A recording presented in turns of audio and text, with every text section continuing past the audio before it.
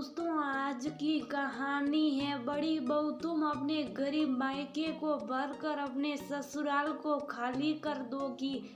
दोस्तों, कहानी शुरू करने से पहले अगर आपने चैनल को सब्सक्राइब नहीं किया हो तो कर लीजिए ताकि आपके पास पहुंच सके हर नया वीडियो। विशाखा, जल्दी चलो और कितनी देर लगेगी? नितिन हाथ में गाड़ी की चाबी घुमाते हुए हॉल से आवाज लगाते बोला।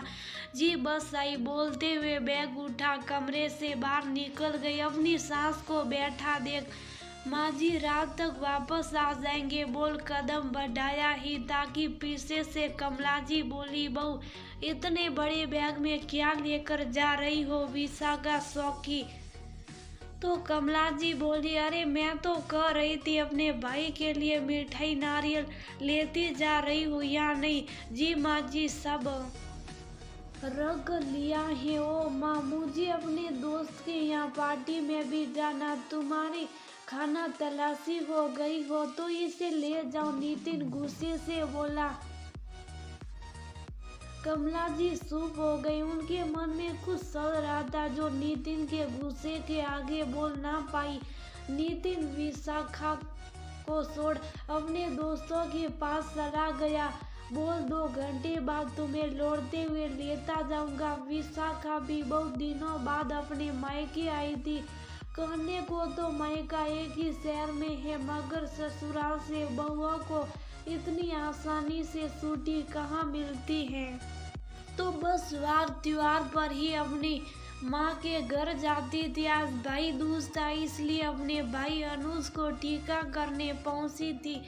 विशाखा के घर में घुसती बड़ी बहन शिखा और अनुज उसके इंतजार में पूजा की थाली सजाई हुई सोफे पर बैठे थे। उसे देखते ही छोटा भाई अनुज खुशी से सेकते हुए बोला, दीदी जल्दी से मेरा टीका कर दो, फिर आप दोनों मेरे लिए जो गिफ्ट लाई हो वह भी तो देखना है। उसकी बात सुन माँ बोली, बेटा बहनों को दिया जाता है उनसे लिया नहीं जाता। तब विशाखा अनुज के सिर पर हाथ फेरते हुए बोली, माँ हमारा छोटा लाडला भाई है, जब इसकी नौकरी लगेगी तब हम बहनें इसकी जेब काटेगी, अभी तो हमारा फर्ज है हमें देने दो। बोल दोनों बहनों ने एक एक कर भाई का टीका किया। 2 घंटे बाद नितिन अपने ससुराल पहुंचा।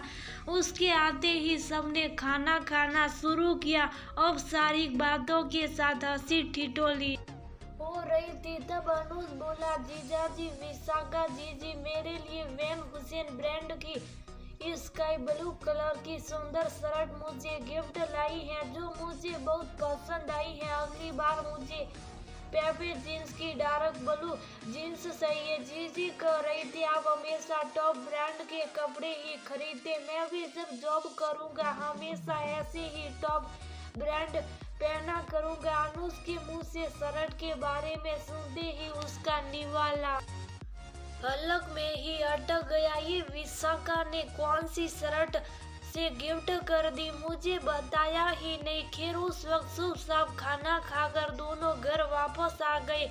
घर में घुसते ही नितिन जोर से चिल्लाया, ये अनुज क्या बकवास कर रहा था? कौन सी शर्ट मैं कब लाया और तुमने उसको गिफ्ट करी? तुम्हारे पास पैसे कहाँ से आए इतनी महंगी शर्ट लाने के लिए? विशाखा बहुत अच्छे मूड से अपने मायके से लौटी थी। अचानक से ही सवाल से वह शक पकाते हुए बोली, जी वो आप दिवाली पर 5 शर्ट लाए थे जिनमें से एक शर्ट का नाम छोटा था, वही नीली वाली शर्ट मैंने अनुज को गिफ्ट कर दी क्या? मगर वह शर्ट तो मैं वापस करने वाला था, उसके बदले अपने नाम की शर्ट लाने वाला था। तुमने बिना सोचे समझे अपने भाई को क्यों दे दी? जब तुम्हें अक्ल नहीं है तो मुझे से पूछ लिया करो। छोड़िए ना, क्यों बात का बतखड़ बनाते हैं? एक शर्ट ही तो थी, आप फिर खरीद लीजिएगा। तुम्हें पता है पूरे 5,000 की शर्ट थी। तुम्हारे भाई की औकात है ऐसी शर्ट पहनने की और मुझसे बिना पूछे मेरी अलमारी में से सामान निकालने की हिम्मत तुम्हारी हुई तो क्या हुई कैसे? नितिन तमतमाते हुए बोला। शोर सुन कमला जी बाहर आई, सारी बात समझकर बोली, देख लिया, जिस समय ये घर से जा रही थी इसके बैग में डब्बा देखकर ही मैं समझ गई थी कि यहाँ से छुपाकर कुछ ले जा रही हैं। वह तो तू चिल्ला रहा था इसलिए मैं कुछ नहीं बोल पाई। बहू, और कितना सामान ससुराल से मायके पहुंचा दिया? चुपके से तुमने कितना रुपया सोना चांदी लेना है तुम्हारे मायके वालों से अभी बता दो, वरना बाद में मुझे बुढ़िया को हार्ट अटैक आ जाएगा। ये आप क्या कह रही है माँ जी? मैं क्यों यहाँ से सामान चुरा कर चुपके से अपने मायके में दूंगी? ये तो एक्स्ट्रा शर्ट पड़ी थी तो मैंने सोचा अपने भाई को गिफ्ट दे दूं। शादी के साल भर में मैंने उसे कुछ भी नहीं दिया और सीखा दीदी उसके लिए हमेशा कुछ ना कुछ लेकर आती हैं, बस इसलिए। हाँ, इसलिए तुम अपने गरीब मायके को भरकर अपने ससुराल को खाली कर दोगी। हर बार मैं तुम्हारा सूटकेस बैग चेक करती हूँ, काश इस बार भी अगर 2 मिनट रोक कर तुम्हारा बैग चेक कर लेती तो मेरे बेटे की गाड़ी कमाई इस तरह बर्बाद ना होती। नितिन आंखें लाल करते हुए बोला, आयदा मेरी किसी चीज को हाथ लगाया और मुझसे बिना पूछे अपना दिमाग दौड़ाया तो मुझसे बुरा कोई नहीं होगा। ये मेरा घर है, यहाँ मुझसे पूछे बगैर एक पत्ता भी नहीं हिलेगा, समझी तुम? अपनी और पति और सास की बात सुन विशाखा की आंखों से आंसू रुक नहीं रहे थे। उसे ऐसा लग रहा था कि अभी धरती फट जाए और वह उसमें समा जाए। आखिर ऐसा कौन सा गुनाह कर दिया था उसने? आज उसे एहसास हो रहा है कि काश शिखा दीदी के कहने पर उसने पहले नौकरी की होती फिर शादी, तो आज उसके ये हाल ना होते। विशाखा के पिताजी नहीं थे, माँ ने ही पिको फॉल सिलाई कर अपनी तीनों बच्चों का पालन पोषण और पढ़ाया लिखाया। बड़ी दीदी शिखा प्रोफेसर पद पर नियुक्त थी, साथ ही काम करने वाले एक प्रोफेसर से उन्होंने प्रेम विवाह कर लिया। जब छोटी विशाखा की शादी की बात चलने लगी तो दीदी ने कहा था पहले उसे अपने पैरों पर खड़ा होना चाहिए, नौकरी करेगी फिर इसकी शादी करेंगे। मगर उसे को तो नौकरी करने में कोई दिलचस्पी नहीं थी। उसे तो बस अपने सपनों की राजकुमार की तलाश थी जिसके राजमहल में जाकर वह आराम फरमाने वाली थी। लेकिन ये सब कहानी किस्सों में ही अच्छा लगता है। इसी बीच मल्टीनेशनल कंपनी में कार्यरत नितिन का रिश्ता आया तो उसे लगा बस उसकी हर ख्वाहिश पूरी हो गई। उन्होंने भी कहा,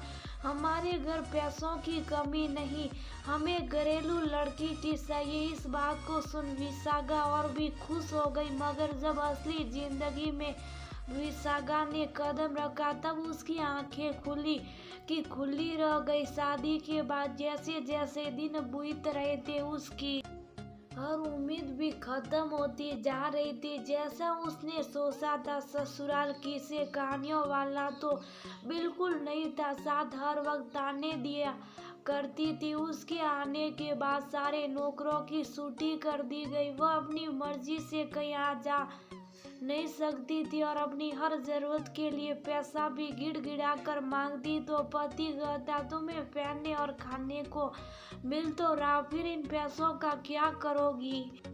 इस बारे में अपनी सास को भी बताया तो बोली, कौन सी नई बातें, सब तुम्हें मिल तो रहा है, फिर पैसों को क्या अपने मायके दे आओगी? इस तरह की बातों से उसका मन खिन्नता से भर उठता। मगर ये उसी की ख्वाहिश थी कि घर की मल्लिका बनकर रहेगी तो भुगतना भी उसे ही था। आखिर ये सारी बातें किस मुंह से अपनी माँ और दीदी से कहती, इसलिए शुभ थी। लेकिन अब बहुत हुआ, आखिर कब तक इस तरह घूट घूट कर रहेगी? क्या उसकी इतनी भी औकात नहीं थी कि बिना पूछे एक छोटी सी चीज वो अपने भाई के लिए गिफ्ट कर सके? वह अपने ही घर से चुरा कर कुछ सामान अपने मायके क्यों लेकर जाएगी। और शादी के 1 साल में पति और सास के ये हाल है। सारी जिंदगी ऐसी अपनी इच्छाओं को मार कर कैसे रहेगी। मुझे सारी जिंदगी इस काश का बोझ लेकर नहीं चलना है। आगे बच्चे होंगे, उनकी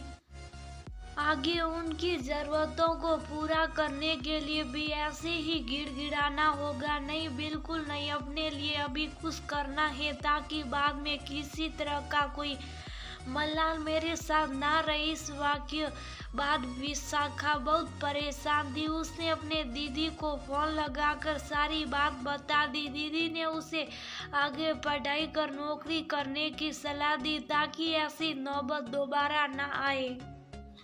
जब ये बात कमला जी को पता पड़ी तो बोली, जो करना था अपने मायके में कर दी, अब ये पढ़ाई का खर्चा वहीं से ले आओ।